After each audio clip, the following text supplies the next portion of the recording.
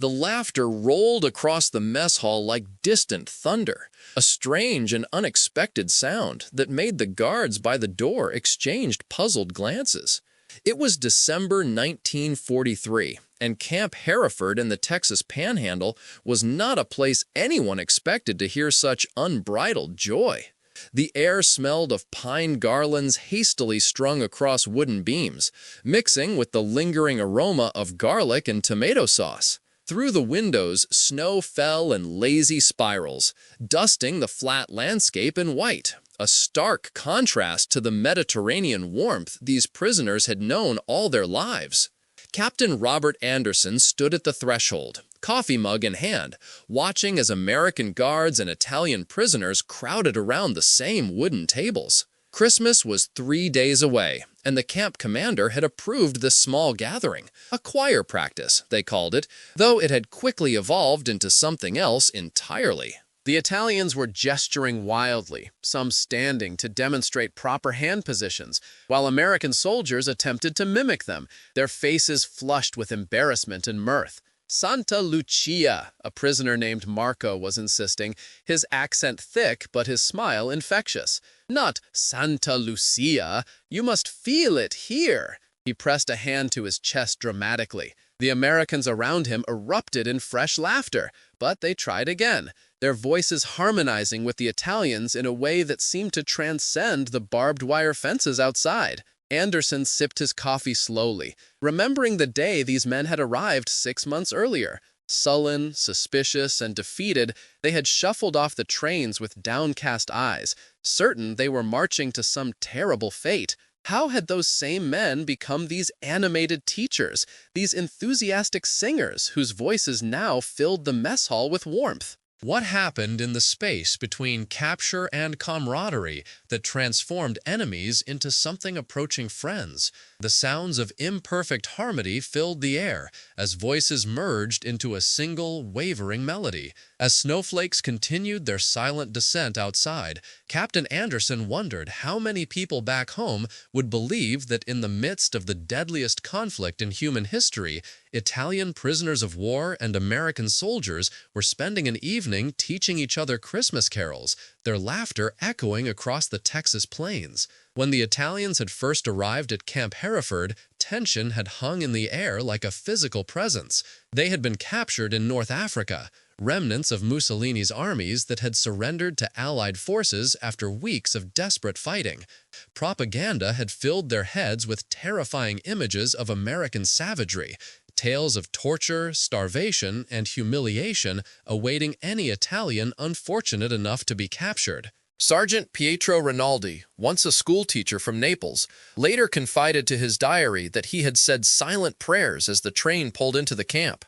"We expected to be lined up against a wall," he wrote. "Instead, they gave us cigarettes and showed us to clean barracks with real beds." The disconnect between expectation and reality had been jarring, like stepping forward in darkness only to find the ground several inches lower than anticipated. The Americans, for their part, had their own preconceptions.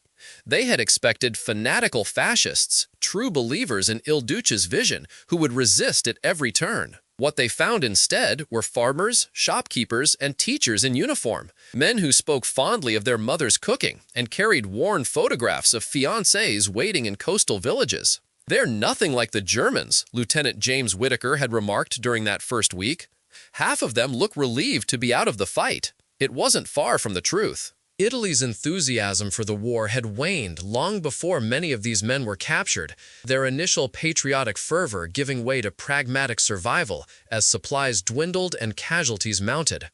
The first meal served in camp became a moment of revelation. The kitchen staff, expecting to feed enemies, had prepared standard rations, hearty, if uninspired, American fare.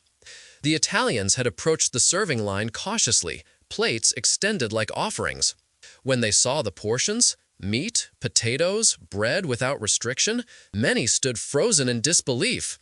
"Tutto questo?" one prisoner had asked incredulously. "All this?" The American server, not understanding the words but recognizing the tone, had simply nodded and added another spoonful. Later, in the privacy of the barracks, the Italians whispered among themselves, They compared the meal to what they had received in their own army, where rations had grown increasingly meager as the war progressed. One man claimed he hadn't seen that much meat in 2 years. Another said his family in Sicily would consider such a meal a feast for special occasions. But what happened next would fracture their assumptions even further, creating the first crack in the wall that separated captor from captive. And it began, as so many unexpected bridges between cultures do, with something as simple as the smell of food cooking incorrectly. 3 weeks after their arrival, the Italian prisoners were permitted to work in the camp kitchens under supervision. The arrangement was meant to provide labor while keeping the prisoners occupied. Nobody expected it to become the catalyst for something more profound. On his first day, Corporal Antonio Esposito, once a chef in a seaside restaurant near Salerno, watched in horror as American cooks prepared pasta. "No, no, no!" he exclaimed, forgetting himself entirely. "This is murder!" The Americans turned in surprise as Esposito gestured frantically at the pot of spaghetti boiling to mush. The guard reached for his sidearm, misinterpreting the outburst, but the head cook waved him off, curious about the Italian's distress. What followed was a passionate, gesture-filled demonstration as Esposito explained the concept of al dente through pantomime and broken English. By the end of the day, the American kitchen staff were receiving an impromptu lesson in Italian cooking, with prisoners demonstrating how to properly prepare pasta, explaining the importance of olive oil, and lamenting the lack of proper herbs. Captain Anderson, passing by on inspection, was stunned to find Americans and Italians working side by side, conversation flowing despite the language barrier. One guard was carefully stirring a pot under Esposito's watchful eye, while another took notes on proper garlic usage. "It was as if food had created its own language," Anderson later wrote to his wife. "They couldn't speak to each other in words, but they understood each other perfectly in ingredients." Within a month, the camp mess hall had been transformed. The Italians, given basic ingredients and limited freedom in the kitchen, produced dishes that bore little resemblance to standard military fare. The aroma of tomatoes, garlic, and herbs wafted across the compound, drawing curious American personnel who had never tasted authentic Italian cuisine. For Private Michael Donahue, a farm boy from Minnesota, it was an education in itself. "I'd never had spaghetti that wasn't from a can," he confessed to his journal. "These fellas made it like it was some kind of art." The meals became a highlight for guards and administrative staff, who found themselves lingering in the mess hall, asking questions about ingredients and preparation. The Italians, in turn, took pride in sharing their culinary heritage, explaining regional variations and family recipes passed down through generations. In those shared meals, something quietly shifted. The uniform distinctions remained: prisoner and guard, captured and captor. But around the tables, other identities emerged: cook and appreciative diner, teacher and student, one human being sharing culture with another. The barrier between us and them hadn't disappeared, but it had become permeable, allowing moments of genuine connection to filter through. Corporal Esposito, watching Americans enthusiastically devouring his carefully prepared risotto, smiled for the first time since his capture. "In Italy, we say you know a man by sharing bread with him," he told Captain Anderson through an interpreter. "Perhaps this is how enemies become something else." The question hung in the air, unanswered but resonant. What were they becoming to each other across the serving line? And what other assumptions might crumble in the face of shared humanity? The answer would begin to emerge through an unexpected medium, one that transcended language barriers more completely than even food had managed. The sound emerged tentatively at first, a lone voice singing softly in the barracks after lights out. Private Romano Gallo, once an opera student in Milan before the war interrupted his studies, had begun singing to combat homesickness. His rich tenor carried through the wooden walls, drifting into the Texas night. Guards on patrol paused, listening to melodies that transported them far from the flat, windswept landscape of the Panhandle. It was like being in another world, Sergeant William Cooper later recalled. This beautiful voice just floating through the darkness. You'd forget for a minute where you were and why. Word spread quickly among the American staff. Soon, guards found excuses to patrol near Gallo's barracks in the evening, standing in shadows to listen as he worked through arias from Puccini and Verdi. When Captain Anderson heard of the impromptu concerts, he made a decision that would alter the camp's atmosphere.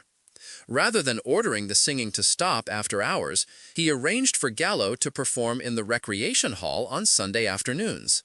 The first performance drew a handful of curious Americans and a group of nervous Italians, uncertain how their countrymen would be received. Gallo stood on the small platform, cleared his throat, and began the opening notes of La Donna è mobile from Rigoletto. The effect was immediate.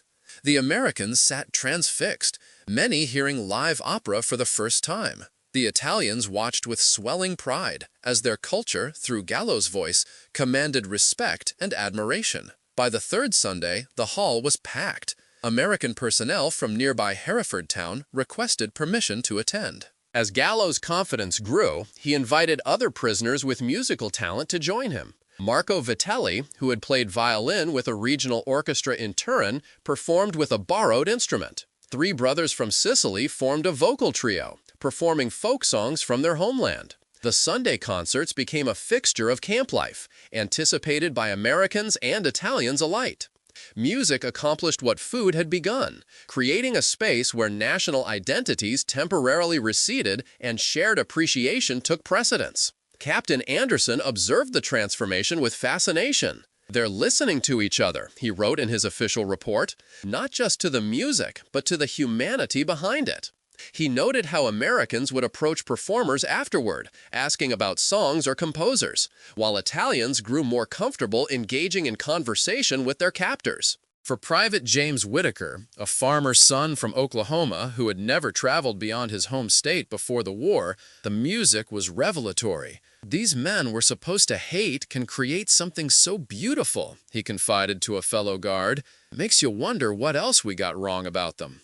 The musical exchange soon became reciprocal. American personnel began sharing their own musical traditions, folk songs from Appalachia, spirituals from the Deep South, popular tunes from Broadway and radio. The Italians listened with equal curiosity, sometimes attempting to join in despite the language barrier.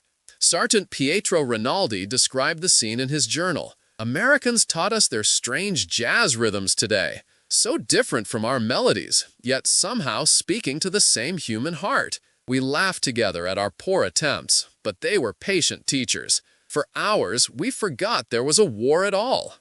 By summer's end, impromptu musical gatherings occurred regularly. Guitars appeared in the recreation hall. A harmonica was traded for lessons in Italian songs. One enterprising prisoner fashioned percussion instruments from camp kitchen equipment. On warm evenings, the sounds of improvisational cross-cultural jam sessions drifted across the compound. Italian folk melodies underscored by American jazz rhythms, operatic phrases punctuating country ballads. What made these musical exchanges so powerful wasn't just the beauty of the sound, but the vulnerability required to share it. To sing for former enemies was to reveal something intimate, to offer a piece of one's cultural identity without guarantee of acceptance. Yet night after night, both sides took that risk, creating something neither could have produced alone. The transformation wasn't limited to musical appreciation. The daily operation of Camp Hereford had undergone subtle but significant changes that reflected this evolving relationship. By late autumn, the rigid separation between prisoners and guards had softened into a more functional arrangement based on mutual respect rather than suspicion. The work program expanded beyond the kitchens into the surrounding farms. Labor shortages caused by military enlistment had left local agricultural operations desperate for workers. The Italian prisoners, many from farming backgrounds themselves, proved invaluable in the cotton fields and vegetable farms around Hereford. Captain Anderson implemented a system of minimal supervision for trusted prisoners, allowing work parties to operate with a single guard rather than the standard 4. His superiors questioned the decision, but Anderson defended it with practical logic. These men aren't running anywhere. Where would they go in Texas? Besides, they're more productive when treated with trust. His assessment proved accurate. Escape attempts were non-existent. Productivity soared. Local farmers, initially skeptical about enemy laborers, found themselves impressed by the Italians' work ethic and agricultural knowledge. Some developed innovative irrigation techniques based on systems used in Italy's arid southern regions. Others introduced vegetables unfamiliar to Texas soil, teaching farmers how to cultivate them. Maria Hernandez, whose husband's farm employed 8 prisoners, recalled how the relationship evolved. At first, everyone was nervous. My husband watched them like hawks. But after a few weeks, they were eating lunch together under the big oak tree, trying to teach each other words and laughing at the mistakes. By harvest, they were like old friends. The prisoners received fair wages for their labor, 80 cents per day, a significant sum that allowed them to purchase items from the camp canteen or save for their eventual return home. This financial dignity, uncommon in prisoner arrangements, contributed to their sense of being treated as men rather than merely captives. Physical barriers remained. The barbed wire still encircled the camp, guards still carried weapons, but psychological walls had begun to crumble.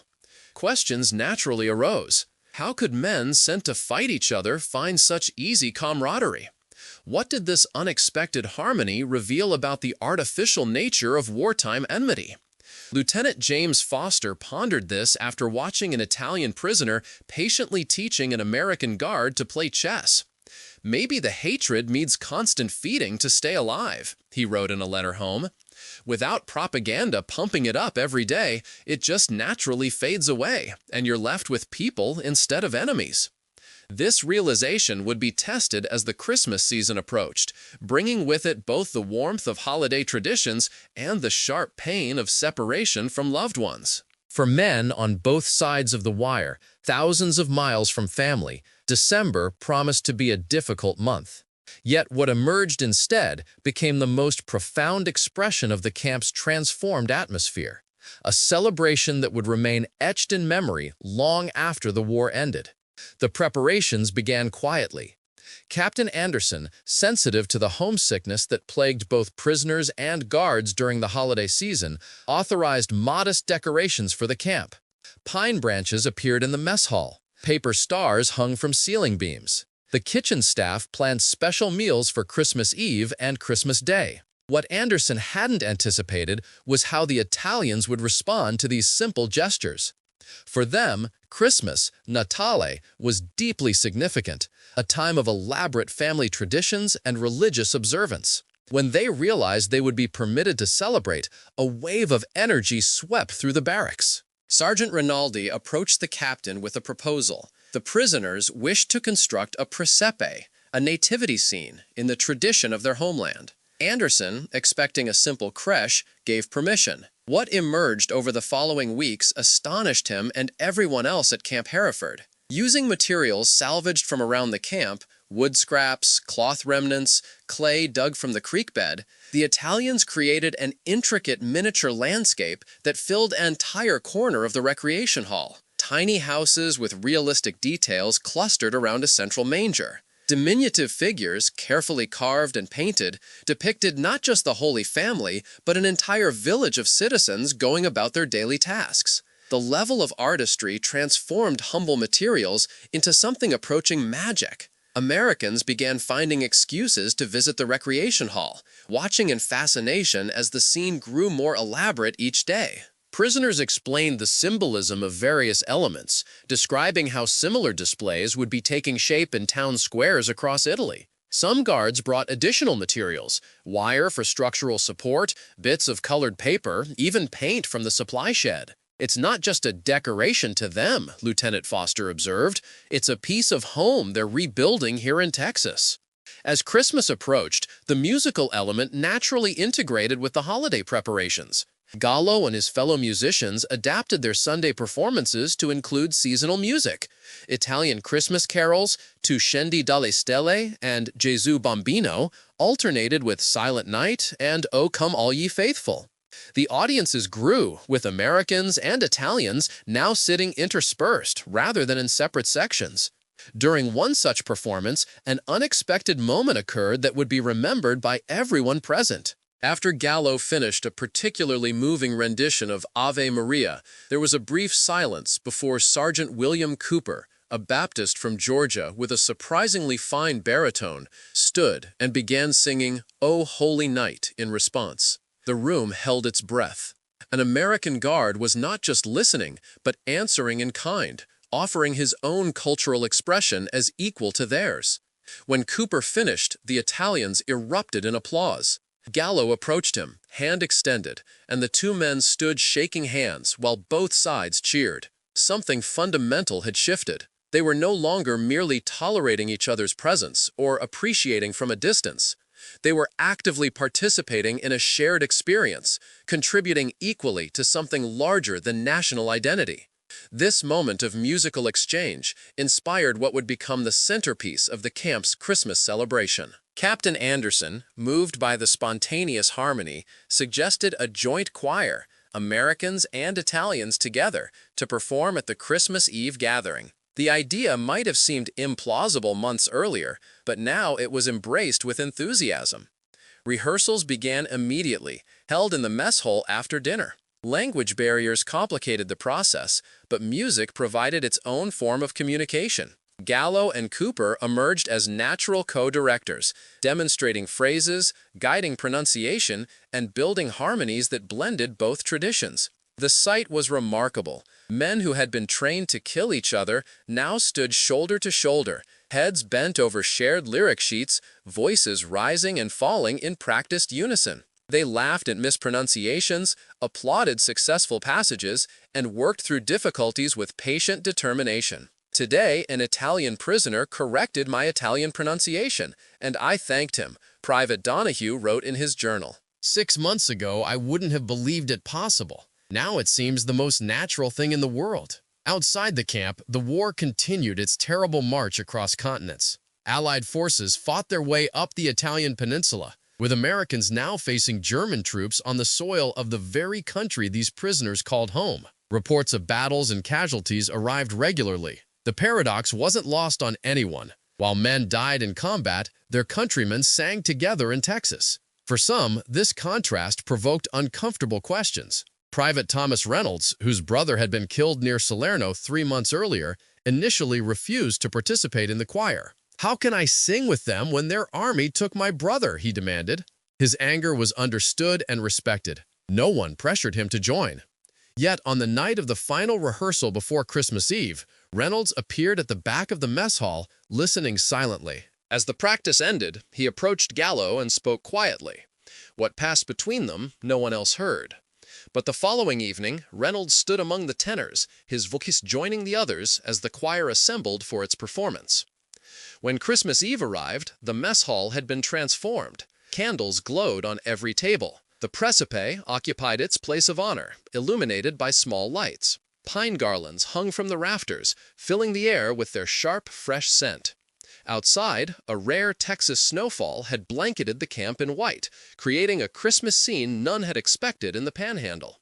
The combined choir, 30 Italians and 20 Americans, gathered at the front of the hall. Captain Anderson, surveying the room packed with personnel from both sides, felt a tightness in his throat. "In the midst of the worst war mankind has ever known," he later wrote, "I was witnessing something that defied explanation, enemies choosing to create beauty together." The performance began with Silent Night, Astro del Ciel in Italian, sung first in English, then in Italian, and finally with both languages simultaneously, voices weaving together in harmonies that transcended words. The audience sat transfixed. Many had tears streaming unchecked down their faces. The sounds seemed to fill not just the room, but the entire camp, floating beyond the barbed wire into the Texas night. What followed was a program that moved between cultures. Tu scendi dalle stelle gave way to O Come All Ye Faithful, which transitioned to Gesù Bambino.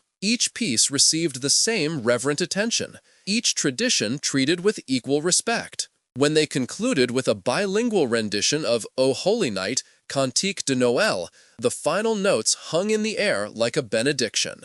The silence that followed seemed to hold all the complexity of their situation, the paradox of fellowship found in captivity, of peace discovered amid war. Then someone began to clap, and the room erupted in thunderous applause. The choir members embraced one another, Americans and Italians alike, their national distinctions momentarily invisible. Later that night, as the camp settled into silence and the Texas stars emerged above the snow-covered grounds, Captain Anderson walked the perimeter alone, contemplating what he had witnessed. The war had brought these men together as adversaries, yet something more powerful than conflict had transformed that relationship into something approaching friendship.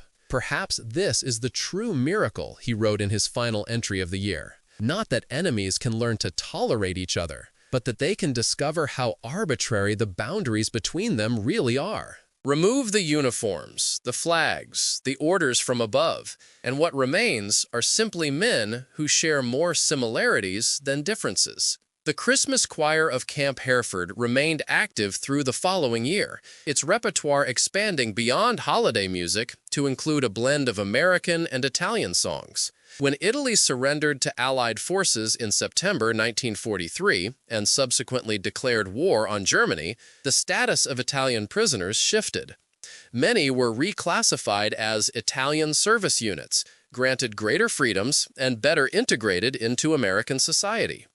Camp Hereford eventually closed, its prisoners transferred or repatriated as the war moved toward its conclusion. The barracks were dismantled, the guard towers removed. Physical evidence of what had occurred there gradually disappeared beneath the relentless Texas sun. Yet the memory persisted in the minds of those who had experienced it. Both Americans and Italians carried the lessons of Camp Hereford back to their civilian lives. Sergeant Pietro Rinaldi returned to Naples in 1946 and reopened his school, where he instituted an annual cultural exchange with an American educational institution. Corporal Antonio Esposito established a restaurant in Rome that became famous for its unique Italian-American fusion dishes, inspired by his time in the camp kitchens. Private Romano Gallo resumed his operatic career, eventually performing in New York and including American spirituals in his repertoire as a tribute to the connections formed during his captivity. On the American side, Captain Anderson wrote extensively about the camp experience, advocating for cultural exchange as a tool for preventing future conflicts. Private Donahue, returning to his Minnesota farm, maintained correspondence with several Italian prisoners for decades. Sergeant Cooper incorporated Italian songs into his church choir's performances, explaining their significance to his congregation. These individual stories, multiplied across thousands of similar encounters at POW camps throughout America, constituted an unreported front of World War II, not a battlefield of violence, but a proving ground for reconciliation. In mess halls and farm fields across the country, men discovered that artificial barriers constructed by politics could be dismantled by something as simple as a shared meal or a song sung in harmony. Perhaps this is the quieter lesson of war, one that emerges not from strategy rooms or diplomatic chambers, but from unexpected moments of connection. When the rhetoric falls away and propaganda loses its grip, human beings naturally seek common ground rather than conflict. From the Texas Panhandle to camps across America, enemies became neighbors, then teachers, then something approaching friends, not through grand gestures, but through the steady accumulation of small human moments. As we continue to explore the hidden corners of history, what other stories of unlikely connection await discovery? What moments of grace occurred when no cameras were rolling and no reporters stood by to record them? Perhaps in these quiet interactions, we find the truest measure of our capacity to move beyond the artificial divisions that separate us. A capacity revealed not in peace conferences or treaty signings, but in the simple act of different voices joining together in harmony around the same table.